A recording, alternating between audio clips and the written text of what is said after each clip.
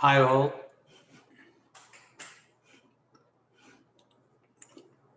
Hi. Adrian, could you stay for a little bit after class, please? Yeah. Thank you.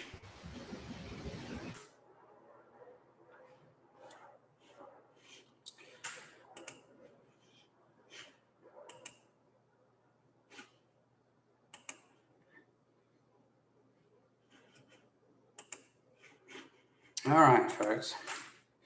Well, let's see where we're at. I guess we were at doing the synthesis problems, I think, because we're through all the reactions, and I'm just going to again reiterate what I think the best way to study is, because now that we've gone through all the reactions, you're in a position to be able to study for these things as they appear on the test. So we're looking at, that's the mechanisms file, which is in the test 3 folder. You can see it here, mechanisms for test 3 problems. And what I recommend you do is start on page 11 of the Blue Book or the problems test 3 file, and do the mechanisms and then compare them against the mechanism answers that are here in the other file, and making sure that your arrows look a lot like mine, but they come from what's attacking to the other atom when they're joining, and then when they're breaking, they come from the bond and onto the atom. So you'll see that as you go through and do these. And I recommend just going through practicing them until you're used to doing them. And once you've done all that, you should be in good shape because you'll understand what the reactions are doing. Do they always come from the negative? Well, it could be a negative, but it could also be a lone pair of electrons, Julie. Might not be a negative, but it'll be something that's got some electrons around it. Could also be a double bond as well. No, I mean, when you say when the thing that's attacking, it seems like it's always the oxygen. It seems like it's always the negative that they're coming from. Well, I mean, you can have it from the O, but I usually do it from the negative charge, but the O would be fine as well. Okay. I have a quick question. Yeah. You mentioned that the mechanisms on the test, they need to be perfect. Yes. So does that include, for example, if one of the reactants is sodium hydroxide, in the first mechanism, we put Na plus to the side? Well, you want it to be as close as possible. I do have I might give you a little latitude, but if it's just try to be as complete as you possibly can, Jonathan. Okay. That's what I'll say. You'll notice, I mean, if you go back and you look at some keys, sometimes people forget H pluses at the end and that kind of thing, and still I give them credit for the mechanism if that's all they've forgotten. Gotcha. Yeah, I was worried about that because in your answers, it didn't have, the Na plus in it or the magnesium bromide hanging out in it. No. I mean, well, what I quote in the thing is I want the mechanisms done in the way I do them in class. So as long as you follow that method, then you'll be fine. So you don't have to add in anything I don't add in, for example. Okay, thank you. Okay. If I haven't included spectators, you don't need to either. All right, what are we doing? We're doing synthesis problems. So let me download the PowerPoints here.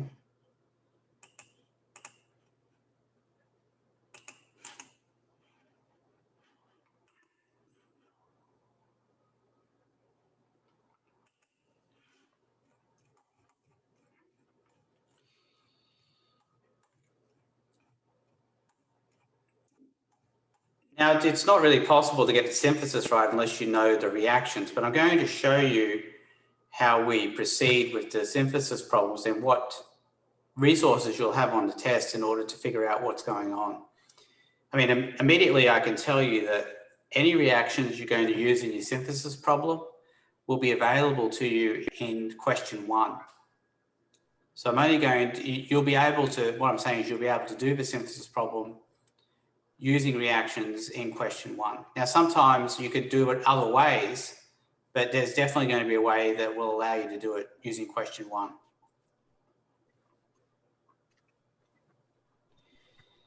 So here is an example of a synthesis problem. So we've got a cyclobutene, and we're forming this ester here. So obviously you can look at this and see, well, there's no way that, there's no reaction we've done that allows us to go from an alkene straight to an ester. We know that for a fact. So we know there must be something in between here that allows us to do that. All right, so let me start what we're doing here. It's on the bottom. There we go.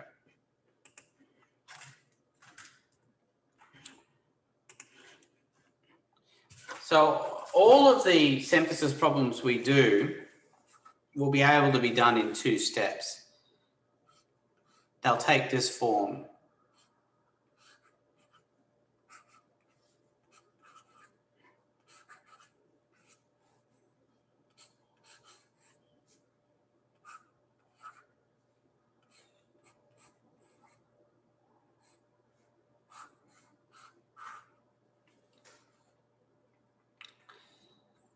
So what you're looking for is reagent A, compound B, or what I'm calling an intermediate, which would usually be isolated. And then reagent C, so reagents, or we'll say reactants. And those are A and C. You're trying to figure out what these are. And the reason you know that there's a B is because there has to be, because there's no way that we can go straight from the alkene right through to the ester in 1 step.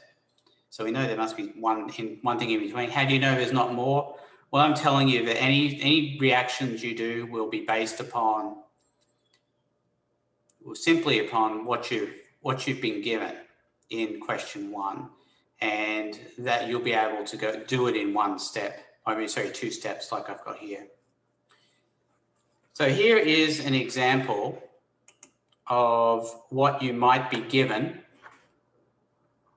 or actually not what you might be given, what you'd find by doing question 1. So don't worry about the names here. I used to do names on tests, but I don't anymore. But these are the answers that the student came up with for all of the different reactions that are in question 1. So what I use is a method called the retrosynthetic method. Retro meaning backwards. So the idea is that you look at the product and you ask yourself, well, how would that product have been formed? What would have been used to make that product? So this is the question we're asking. We're looking at the product that we've been given.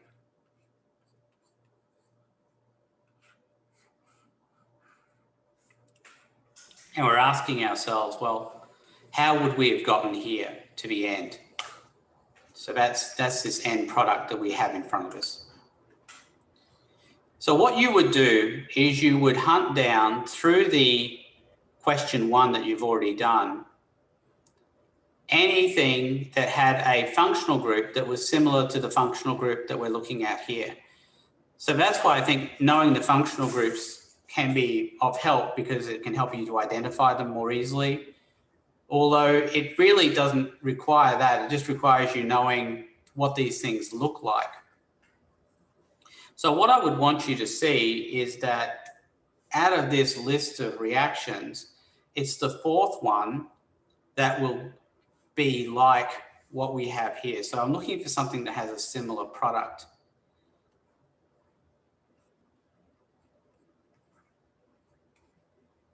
So it's got this same functional group that I have up here.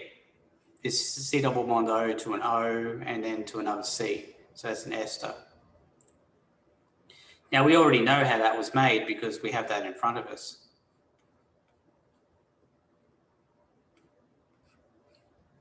I want you to understand, though, that you obviously won't have the answers from the outset. You have to find these answers on your own. So these would have been the questions all the way down through here, and then you would have found these answers. So that does lead to a quandary, doesn't it? I mean, if you don't get the right answers on these, it's going to make it harder to get the synthesis problem right, isn't it? Well, the whole thing is you need to know the reactions anyway. If you don't know the reactions, well, there's not much we can do about any of that. All right, so here's the story. We know that this plus this carboxylic acid plus this alcohol will produce this ester. So the question becomes then, if I know that this, which I'm putting the check mark on, this product is formed by adding these two creatures together, then what two creatures would have been added together to give this compound here, the one we're looking for? So there's some clues that we can look at. What we can do is, I'm going to do some circling here. I'm going to say, well, let's say we circle this double fork thing with the O on it, and we can see where that ended up in the product. And there it is. We can also, I'll put a square around this, we can also see where this chain with the C double bond O ended up in the product as well. And then I can make a similar supposition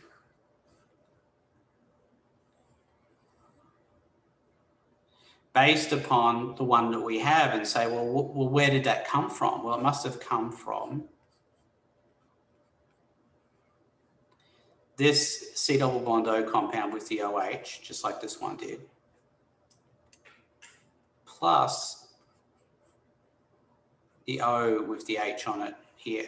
So I know that this would have been made, this compound here that I'm putting a check mark on, would have been made from these two reactants. All right, so I know that's pretty hard.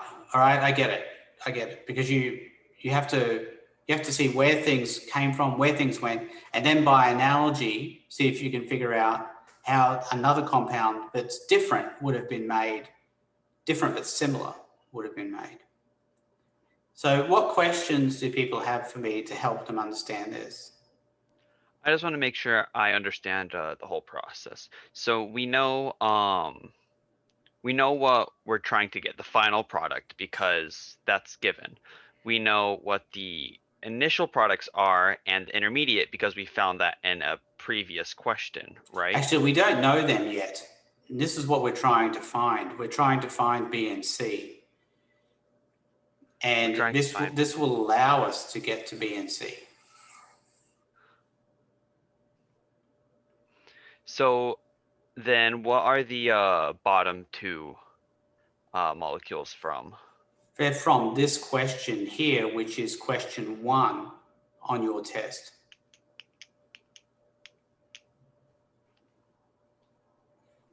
So what you would have done is you would have done question 1 first, come up with answers, and then looked at the final thing you need in the synthesis question, and then figured out, well, what would I have needed to make that if I know that this ester would have been made by using this carboxylic acid and this alcohol.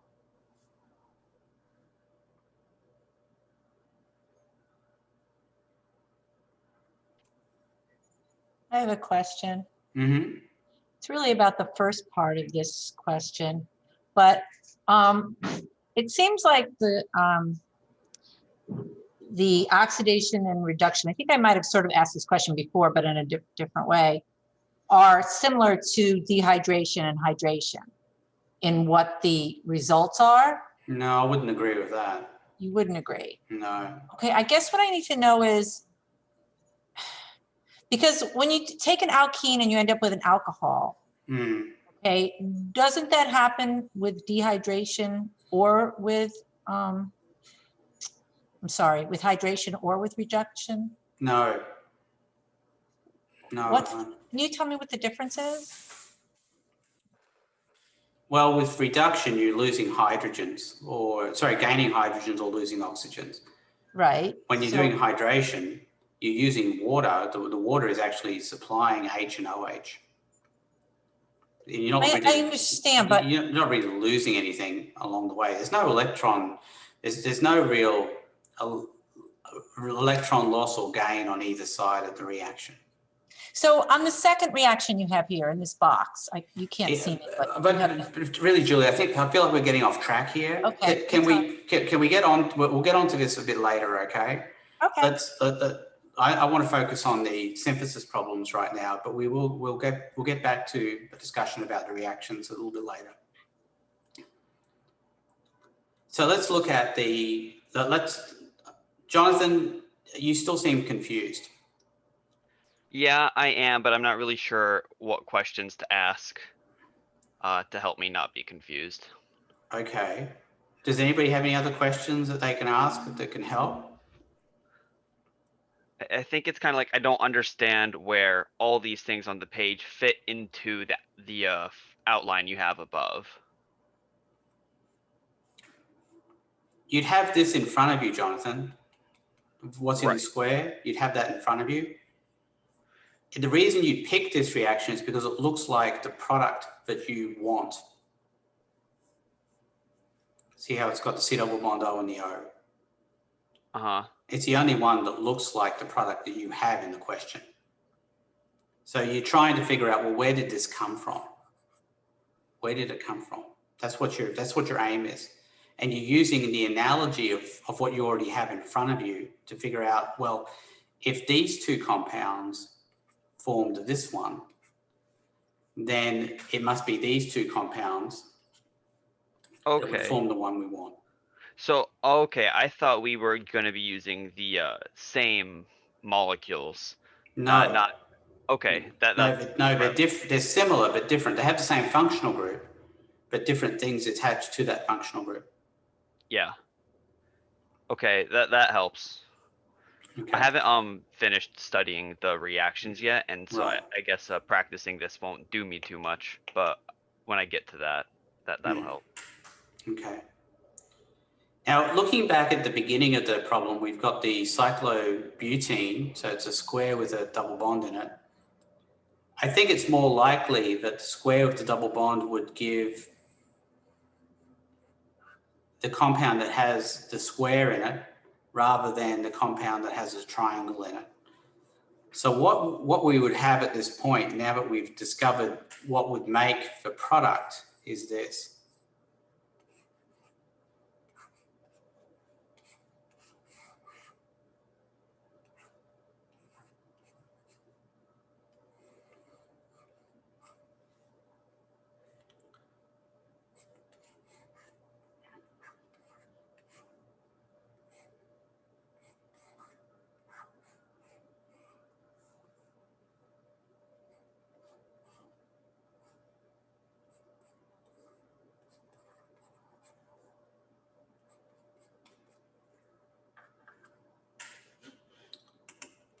Now the H plus, is on the arrow because it's here in the arrow in the reaction you're given. So then the only thing I have to do is figure out, well, what will take a double bond to an OH? And I look through the reaction list and I see that second reaction there is the one I would choose. So I know that A must be H3O plus. And that would be my final answer. So the idea is that we're trying to figure out how to get from the beginning to the end. And we start at the end and work our way backwards. And then we go to the beginning and work our way forwards once we have the middle. So we try and get the middle first and then work our way forwards to the middle later. All right, does anybody have any questions so far? Yeah. So for this reaction, would there also, it looks like a hydration reaction. Is that incorrect? No, that's fine. In the first step, yeah. Yeah, so would we also need to note that water is present? No, it doesn't matter because we're just interested in what's happening to our organic products based upon what we're given. Okay, because we're not not interested writing. in any of those side products. Gotcha. Now, any other questions? I really just want to focus on the method here. Starting at the end, going back to the middle, then starting at the beginning and going to the middle. That's pretty much the best way to do it. All right, let's take a look at some more examples.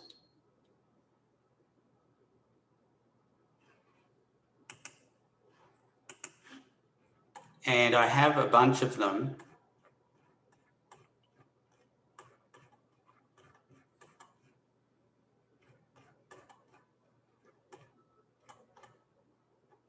Starting on page 41.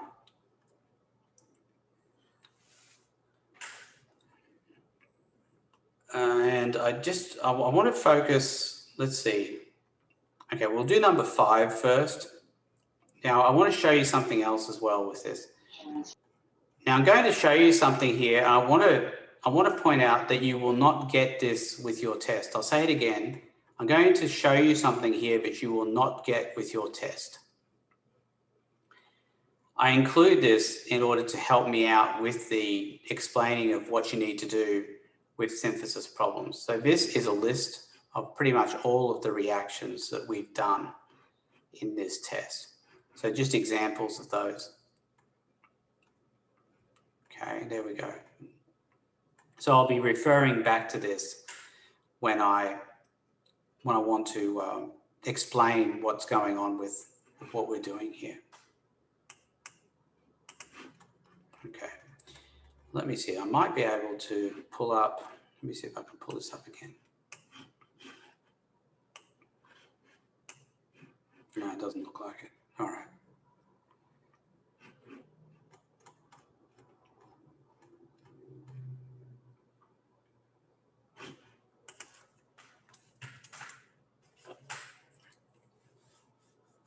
So looking at number 5, I'll go ahead and redraw it. And we'll just go back and refer to that.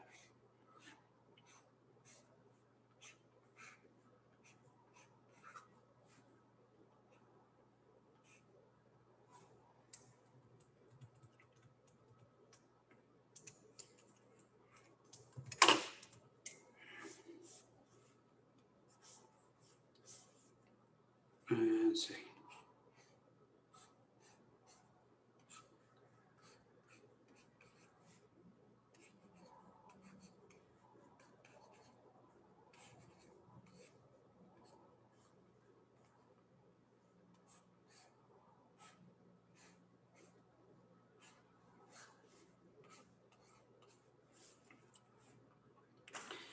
All right, so that's what we're looking for, A, B, and C. So what do? Well, we go to the list of reactions we have, which in your case will be question 1 on the test. What we're looking for here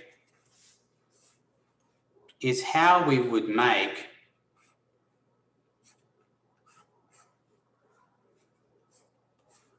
this compound.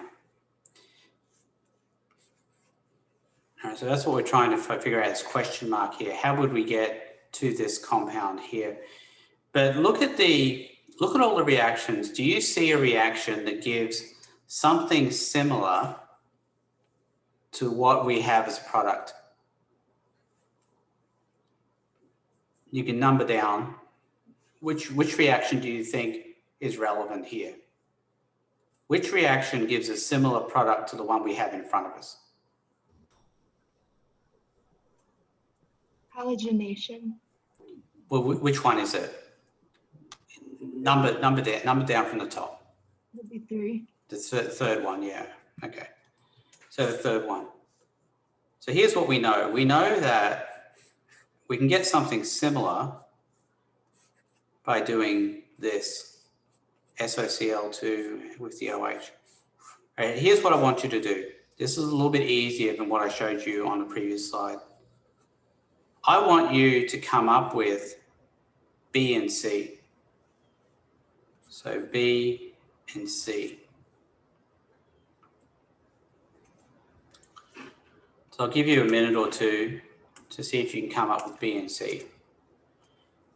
Knowing what's going on here, that if we take this alcohol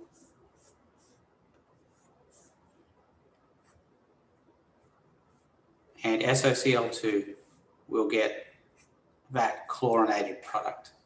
Okay, I want you to figure out, see if you can figure out what B and C are.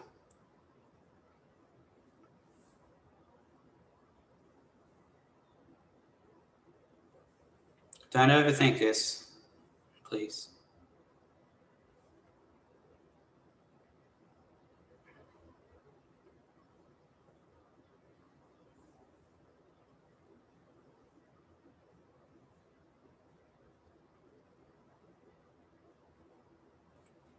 Okay, here's what you should have come up with.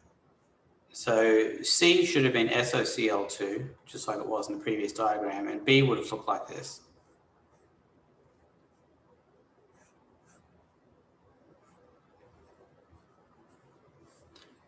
Now, how would I know that? I know that the pattern in the reaction we're given, we start out with OH and it turns into a Cl. So if I have the Cl, I know it came from an OH. So that's how I know what B is.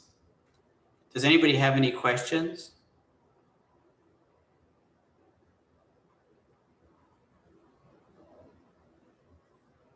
So you all completely understand that, hey? Is that what I'm hearing? Or not hearing? I'm personally so lost, I don't know what to ask. So I'm just waiting until it comes clear.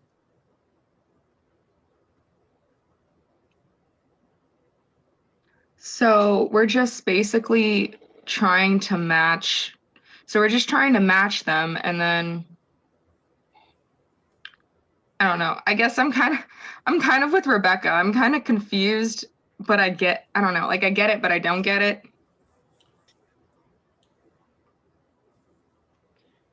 I actually think I do understand this. This was a little more clear to me, because we know from the analogy that we can go from an OH to a halogen, and so the double bond O is probably going to be an OH for B, because we know we can go there, and we can also know how to get from double bond O to OH. It's just, I believe it's H plus. Correct me if I'm wrong, or H3O plus. No. And so we can do that. It won't allow you to do that. You couldn't do that? No.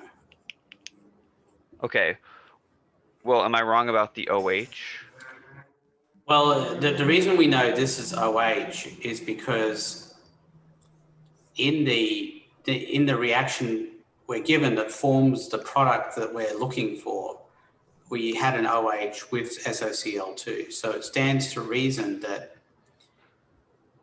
SOCl2 would be used to get to Cl in the product we have, and that it would just be the same structure except with an OH instead of a Cl, just like it was in the one below it. Okay, so because the OH will form a Cl when reacted with SOCl2, it's going to be the same above. You just replace the chloride with hydroxide. That's right, with OH, yeah, because that's the process. Now, how do you know that? Because you have it in front of you. Because it's in the sheet. Yeah. So what would B be then? Would B be the Well, B is. Oh, sorry. I drew the wrong structure here for B. B would be what we figured it out to be. This. All right, so that's B. So then to find A, you would see what goes from a double bonded O to an OH and match that up with the sheet. And that's right. And then you find the reactant. Mm-hmm. Okay. Yeah. I see. I got you now. All right. But the main thing was figuring out that B was, the way we'd get B would have been to say, well, Cl, and that comes from an OH, because we know that OH with SOCl2 gives Cl. Yeah. So when you're choosing which one to use on the sheet, you're looking for not necessarily the same number of carbons, but like the same different, like differing molecules.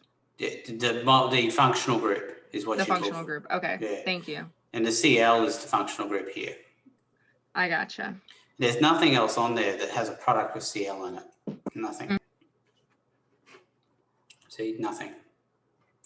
So that's the only reaction we can use, which means that we know that it must have come from an alcohol using SOCl2. All right, let's see if we can figure out A now, knowing that we need to find something that starts with a double bond O and goes to an OH. So what I want you to do is look through this list here and see what starts with a double bond O and ends up with an OH. The one with, oh, can I say it? Yeah, you can say it. The one with NaBH4 is the product. Okay, that's one, but there's also another one on here that starts with a double bond O. The second from the bottom, right? Second from the bottom, that one does too. Now, this is a real subtle difference though between these. The NaBH4 one and the one with the Grignard reagent. So you're looking at it and you say, well, they both go from a double bond O to an OH. Both of these do that. Both the one with the NaBH4 and the one with the MgBr. But only one of them is correct. Would it be the second one from the bottom? No. And No? what's the rationale? What's the rationale behind choosing the one with the NaBH4? What's the rationale for using the NaBH4 instead of the Grignard? Oops. Because it's hooked to like a carbon chain. You're getting closer, but that's not, sorry. You're getting closer, but it has to do with the number of carbons in each chain here. See, with the Grignard reagent, you're always adding carbons to the chain. With NaBH4, you'll notice there's no change to the number of carbons in the chain because we're not adding carbons. So the only reaction that allows us to go from the same carbon chain to another carbon chain just by changing a double bond O with the OH is to make that simply NaBH4 and H plus as a second step.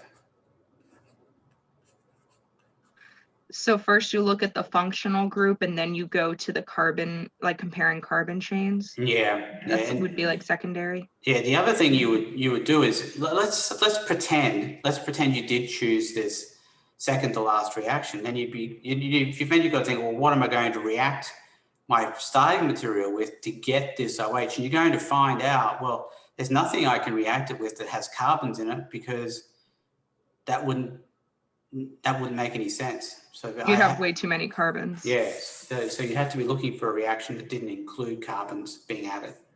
Okay, gotcha. So that gives you an idea anyway of how to proceed with these things.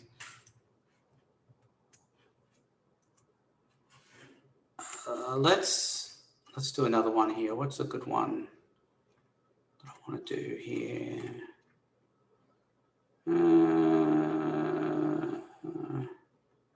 Let's look at number 4. It's a little bit easy, but it's still a good illustration of what we're doing.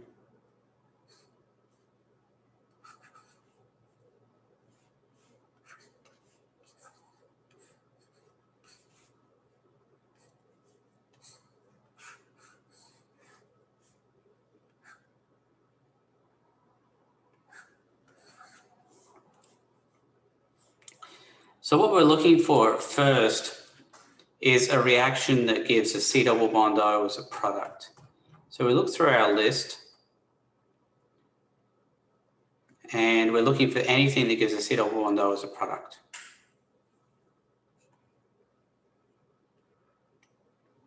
Any thoughts? So I see the one with PCC as a reactant. Okay, that would be promising. Are there any others there? The K2CR207. Yep. Now, it turns out that either of those could actually be used, but one might be more drawn to the K2CR207 because it forms a ketone, and the ketone is what we have rather than an aldehyde as the product.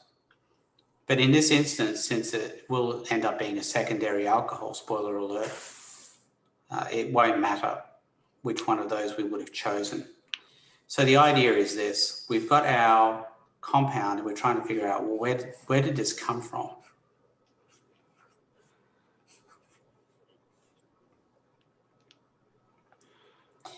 And we have as a clue here that taking this alcohol, adding K2CR207, will turn it into this ketone. So from there, you can say, well, we're going to use the same reagent, and then it would be this alcohol that would form that product. Does anybody have any questions? So is that B? That would be B, and C would be the K2CR207. So to find A, I'm looking for a reaction that starts with a double bond and goes to an OH. And actually that makes it pretty easy here because it's exactly the same compounds. So A would have to be H3O plus to make that happen.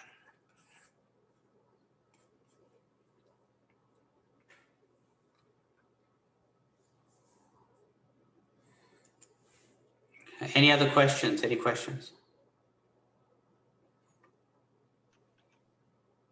All right, let me show you one on a test and how you would use question 1. Sorry, I have a question. My computer froze up for a second. But is there any, there's no difference in writing H3O plus versus H plus, right? Well, actually H3O plus or H2O and H plus. Okay. Yeah, just H plus would imply there's no water. Right. Which would matter because there are some reactions that just have H plus. Okay, gotcha. Thank you. See, hydration is always H2O and H plus. Dehydration is just H plus. Do you see that? Yeah. Okay.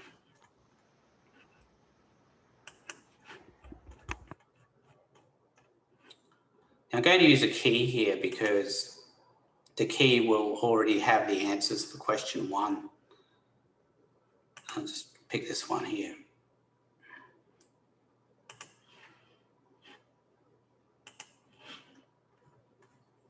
See, all of the question 1 have already been answered. So I'm going to pretend the synthesis question hasn't been answered yet. So there's the question.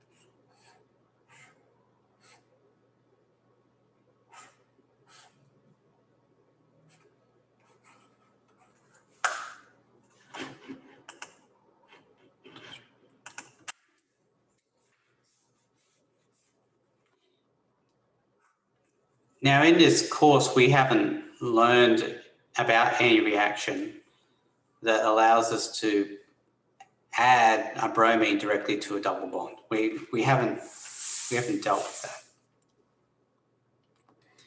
So what I'm going to do is I'm going to look at this and I'm going to say, well, how do we proceed with this? So what we do is again, we're looking for what would form this compound with the Br.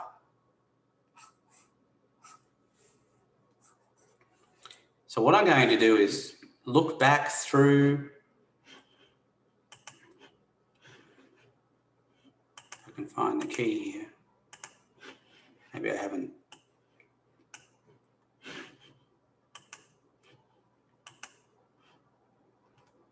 Oh, that's right. So I'm going to start at the beginning here. I'm going to look for anything that has a product that looks like the one I'm looking for. It's got a BR on it. All right, let's see. Anything here that's got a BR as on the carbon chain as a product. I haven't seen anything yet. Oh, there we go. There's one. So I know that from the reactions in front of us, that if I take this compound and PBr3, that I'll end up with this compound. And again, I'm not interested in the side products here. But what I would want you to see is that if I know that this compound reacts with PBr3 to give this compound, then PBr3 would react with this same compound here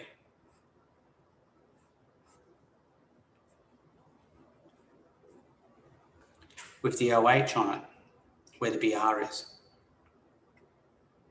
Does anybody have any questions?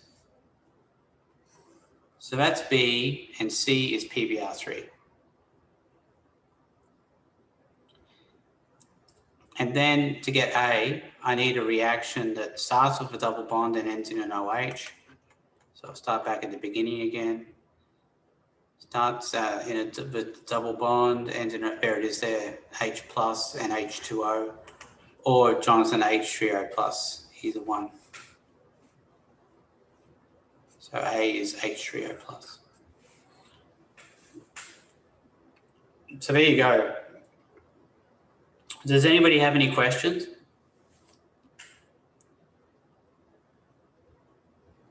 You got B, you drew it that way because of the product? Yeah, that's right. I wouldn't use this compound I just check marked as B. Right. Right, because that's just the reaction we're using as a guide.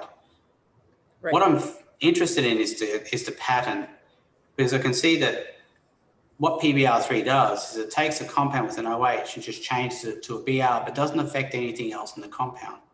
Right. So if I know that I've got something that's got a Br on it, and I know that it's going to be the same compound, except that's going to have an OH. Because you use PBr3, right? That's right. Okay. But what's really important, Deanna, is I'm using this as a guide. This reaction here that I picked up off question 1, I'm using that as a guide to figure out, well, what did this come from? What did this final product come from?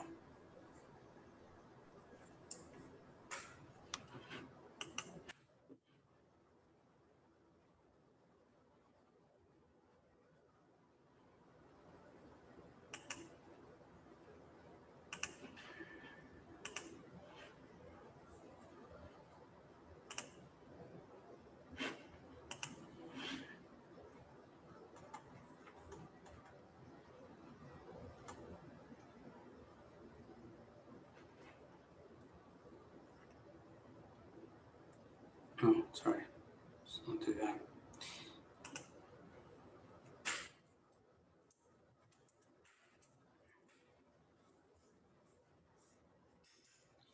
that. So again, we have a reaction. It can't be done in one step. We don't have any reactions that start with an OH and go to an epoxide.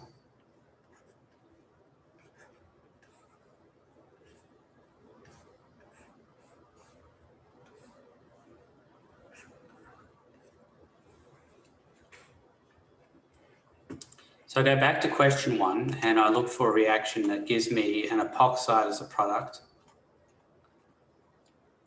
And there it is, MCPBA. That's the only one that gives an epoxide as a product here.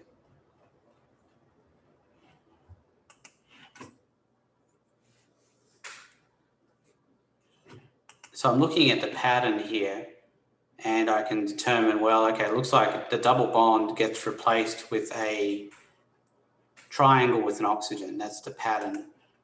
So what that would mean is, based on that reaction that I'm looking at, I'm not going to redraw it this time. What I know is that this plus MCPBA would give that product.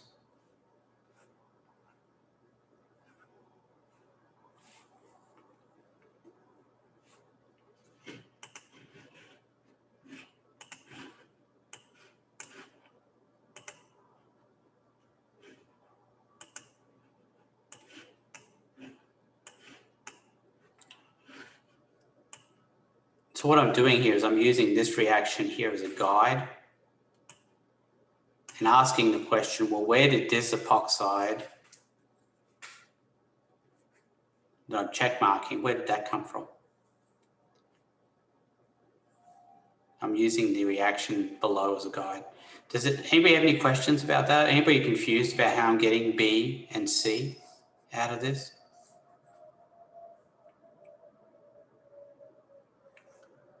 Then it's pretty much the same thing, H3O plus for A, just like we saw before.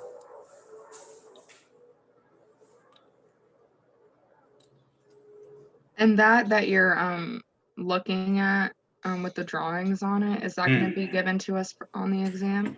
You'll have to come up with that on your own based on question 1. This is question 1 on the test. Oh, okay. I gotcha. But you should do question 1 first before you attempt synthesis. Gotcha. Now, and that's what I was saying earlier. I mean, if you don't get these answers right, it's going to be difficult to get the synthesis right. But then again, the synthesis would have been difficult anyway if you didn't know the reactions.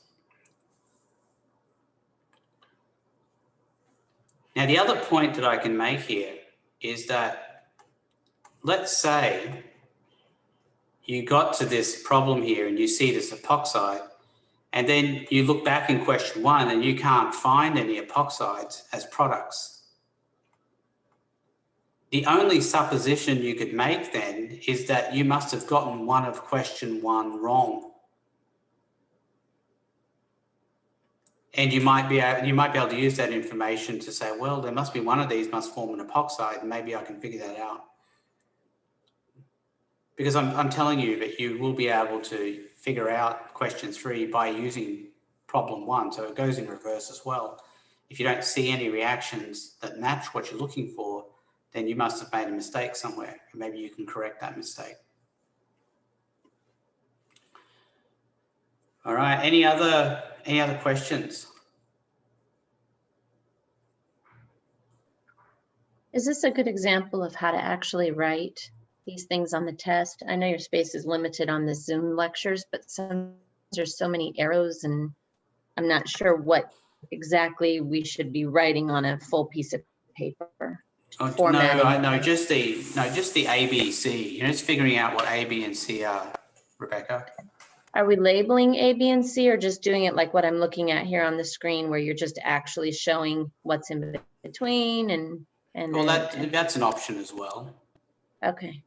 I mean, you could show it either way. You could show it like this with the A, B, and C actually labeled, or you could just do this, H3O plus. Hang on. Oh, no, it looks like I got that wrong, didn't I? Oh, sorry. It would have been H plus, not H3O plus. It would have done that. And then MCPBA. So either way,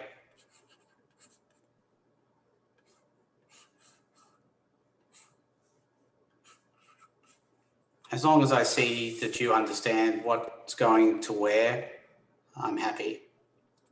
Okay, sounds good. Thank you.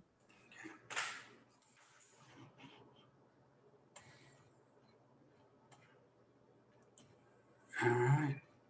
Okay, any other questions?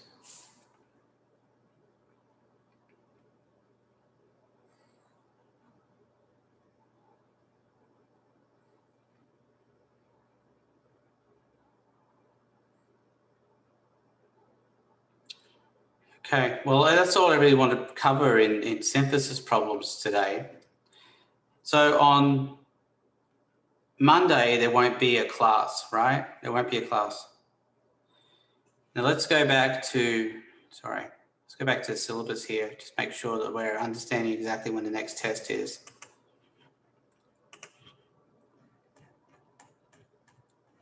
But per the syllabus, test 3 is on Wednesday, November the 4th, okay? Wednesday, November the 4th. There's going to be a review session on Monday, but in reality, we're probably looking at a lot of review being done the previous Wednesday as well. But while I've got you here, let's go ahead. I think we've pretty much gotten to the point I really wanted to get to, but I will also show you, just to give you an introduction into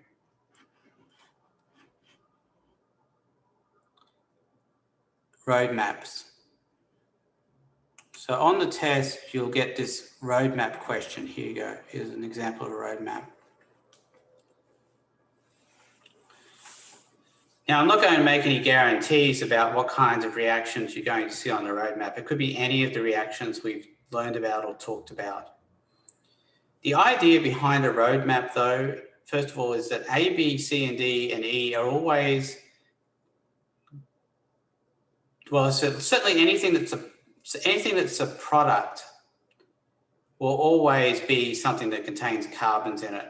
Anything above an arrow is going to be a reagent or some sort of reactant that you're adding to something in order to get that product. So there's a few ways of attacking a roadmap problem. You might find some help in question 1. You might. But I think what is also helpful is knowing what kinds of functional groups you're getting from certain reactions. So for example, if you're starting out with a Grignard and you're reacting it with what looks like to be an aldehyde here, you know that the product is automatically going to be some sort of alcohol. If you're reacting that alcohol with H+, that's B. B would have to be some sort of alkene. And we already know that because the only thing that reacts with MCPPA is alkenes as well. And then C would have to be an epoxide. And then D would have to be an alcohol. So, you know, you can get some information from knowing what the functional groups are that you're getting or supposed to be getting from certain reactions. Do you have to do it in order? No, you can go from the beginning to the end. You can go from the end backwards, especially if you're not really sure about what's going on in between. But all I'm looking for, I'm not looking for mechanisms or anything else, just looking for the actual compounds or reagents that would need to be formed during this kind of process. This one might not be the best example to go through. Let me see if I can find another example. This one's not bad, but I'm going to see if I can find something else. It's a little bit more fun than this one. And by fun, I mean hard.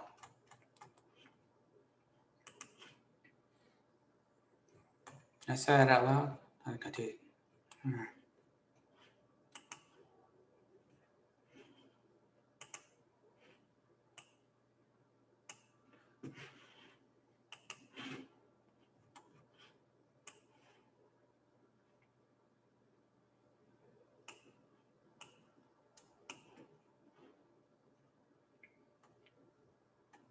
Oh yeah, this one's a good one to do. All right, maybe I'll try and pull up the original file so that we're not distracted by the answer that's there. I was kind of hoping the answer wouldn't be fall 2018.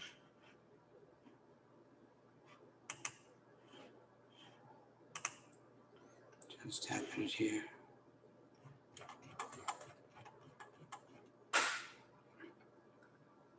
All right, there you go. So when you're looking at this kind of situation, you know that we're going to get a product A, a product B, and then C, when it's reacted with this Grignard reagent, is going to give two different products, D and E.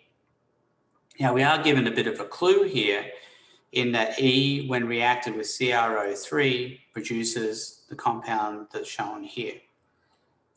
So that will allow us then to, when we know what D and E are, to be able to pick out which is which once we've done that. All right, so let's see how we might go about this kind of problem.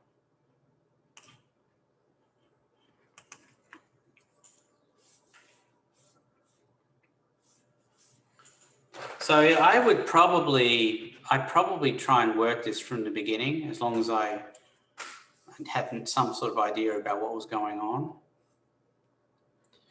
And that's where I think the mechanisms come into play. Now, you don't have to show mechanisms when doing a roadmap, but I'm saying that mechanisms can be pretty useful. That's why I harp on people making sure they use them. So that Grignard reagent will have the negative on the C to where the Mg was attached. And then that will allow us to figure out what the product is.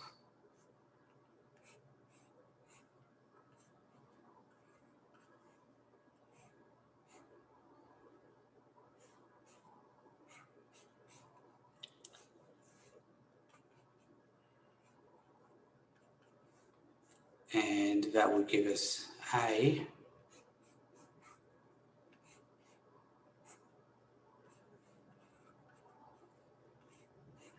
Does anybody have any questions so far?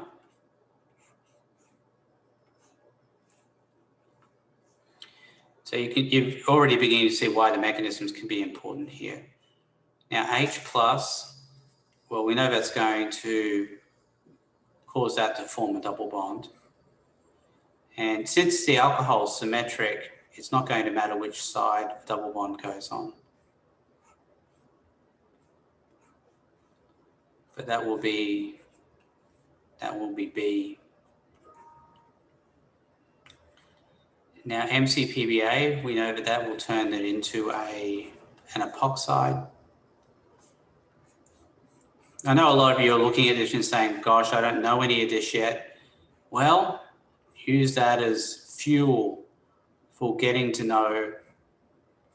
Well, you've got two choices, you know. It's like Andy says in the Shawshank Redemption: get busy living or get busy dying. You know, either study and get to know these things, or just sit there and know you're going to fail. I mean, those are your two choices. I go with the former choice rather than the latter. Otherwise, there's not even any point turning up to the test. There just isn't.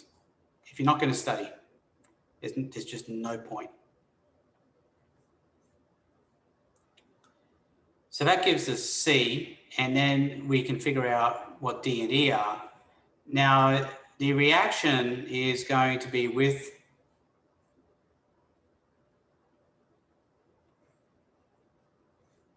this Grignard reagent, which could attack on either side. So I'm just going to show the other product here.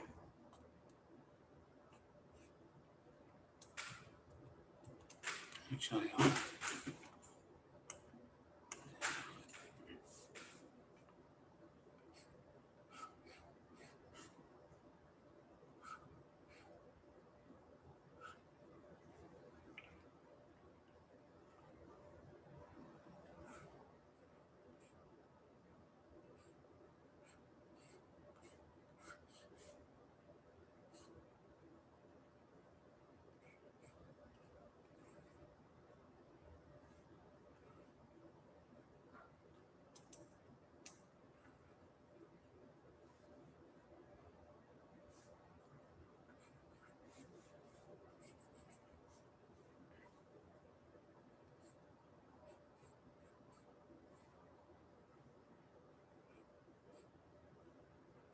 No, I'm shortcutting this a little bit. I'm going to put the H on the O, even though I'm not going to show that step.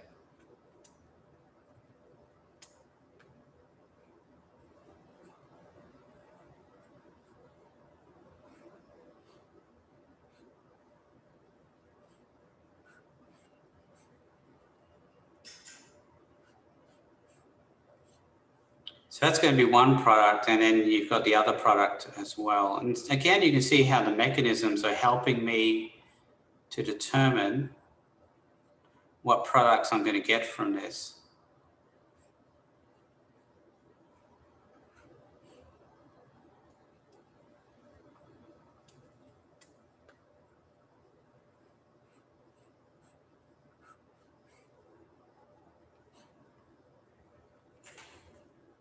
And you can see that the one that produces the ketone here in the problem, the one we're given, is going to be, well, what we could do is we could react both of these with CrO3 and see what we come up with. And then this will allow us to determine which is which.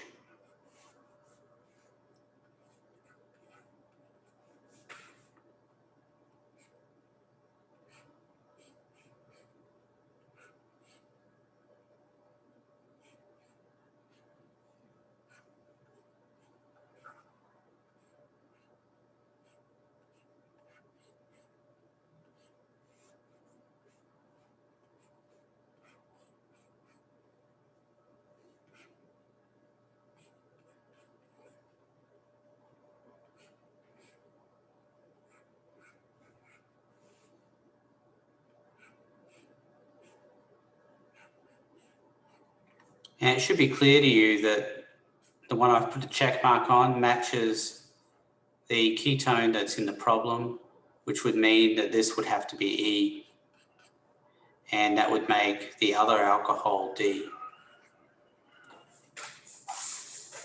And of course the epoxide would be C. And that would complete the answer. So at this point, if you're not scared, get scared. I know a lot of you are looking at this and you're saying, gosh, I don't think I can do this.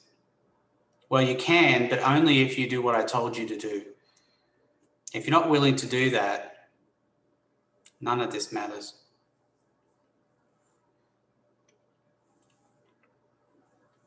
Time to get scared. But then now it's time to do something about that fear.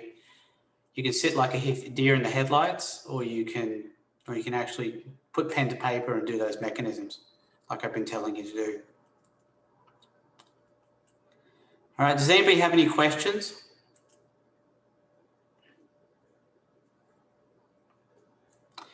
Well, you've got your work cut out for you. Got a little bit of time here, so I'll reiterate what I was saying earlier. I know you're tired of me saying it, but I'm going to say it again. So start on page 11 and go through and do the mechanisms, and then check them against the mechanism answers that are in the file below. And just keep on doing that until you're understanding what the mechanisms are trying to say. It's the only way. It's the only way. There's two choices, doing this or failing. And you might think there's another way of doing it, that you can just memorize the answers or whatever, but no, it doesn't work. I can tell you it doesn't work. I've got plenty of proof of that. All right, does anybody have any questions? All right, well, you got your work cut out for you. You know what you need to do. Time to do it. All right, well, I'll see you all later. I'll see some of you in lab soon. Bye, thank you. Bye.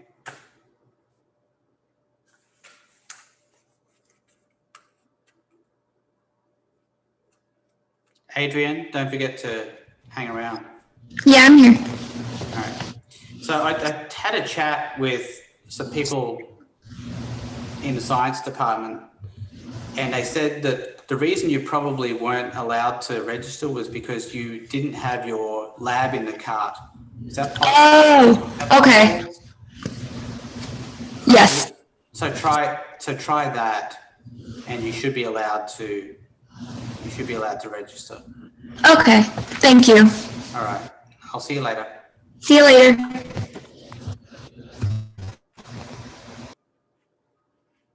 Ryan, do you need something? Okay.